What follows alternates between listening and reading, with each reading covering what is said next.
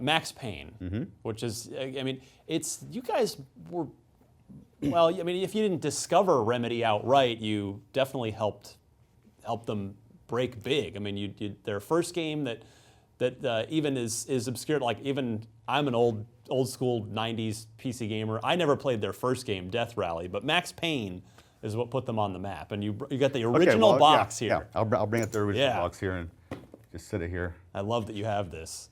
And back then we took a lot of care when we designed our boxes, and I kept all my old boxes because they were so great. Yeah, I miss the days when we had cool boxes like this. So yeah, they approached us. They were from the demo scene. A couple of them were from a famous group called Future Crew, and famous for releasing these amazing demos back in the day, like. Can't remember the name. Anyway, so they approached us and they had a demo of a game called High Speed, which was this racing game, a top-down, had some 3D effects to it. Yeah. And I saw the potential there, and we made a deal, and we ended up working with them. We changed the name to Death Rally. Yes. And got the game out like in 7 or 8 months, and it did really well. And we just really enjoyed working with them. They really enjoyed working with us. So they came to us with 3 concepts. One of them was a concept that was a racing 3D game. I told them I hate it. Another one was a concept that was like a space sort of RTS game, kind of a homeworld type of concept. Okay. And I thought probably has some potential.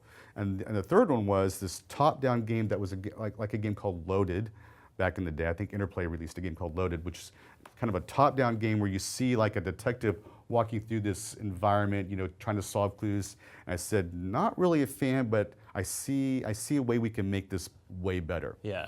And so I remember sitting down with them. I said, you know what?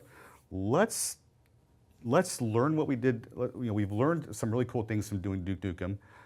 Character-based things. So let's make this a character-based franchise. We'll come up with a really cool name, and let's do full 3D, and let's come up with some really cool innovations for the game. And one of them was, let's do photorealistic art. Let's do graphic novel type presentation. Our team's not big enough to do cut screens, so let's fake it with graphic novel stuff. And let's just really give this character a great personality. And I said, and I still remember to this day in the meeting, just kind of sitting around casually, I said, if we do our jobs right, this is going to be a game that's going to be around for decades.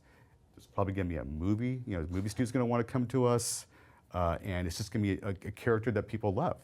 And so they totally bought into it. I actually sent them a bunch of books to read that really helped them out with design and stuff, and just marketing aspects and stuff.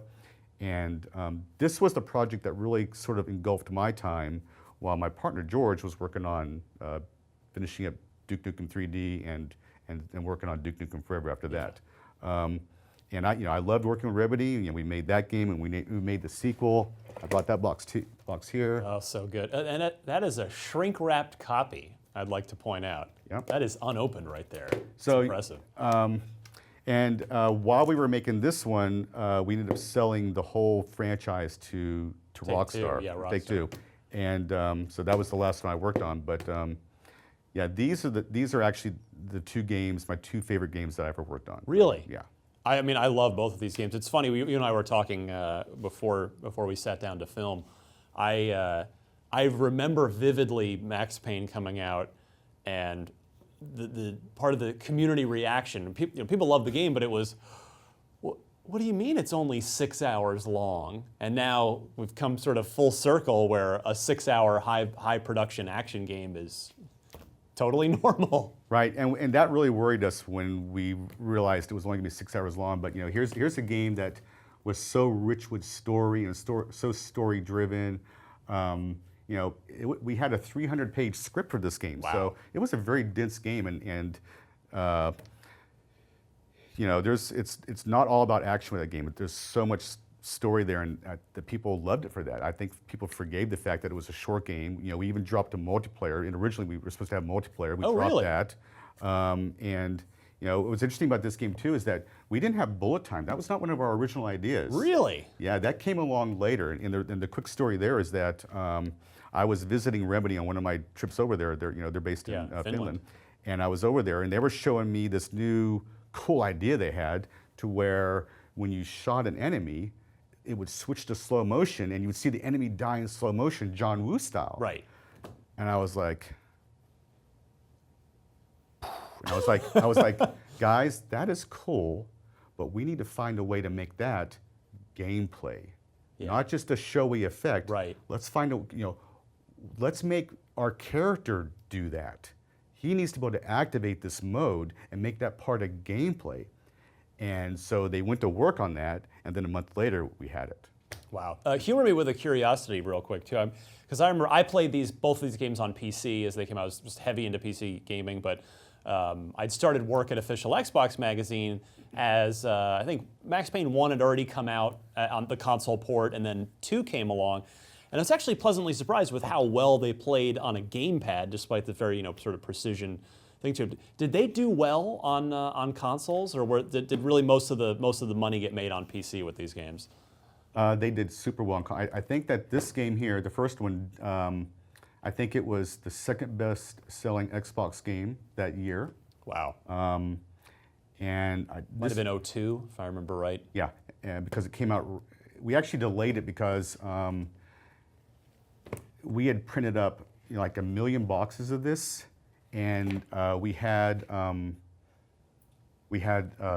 two Twin Towers.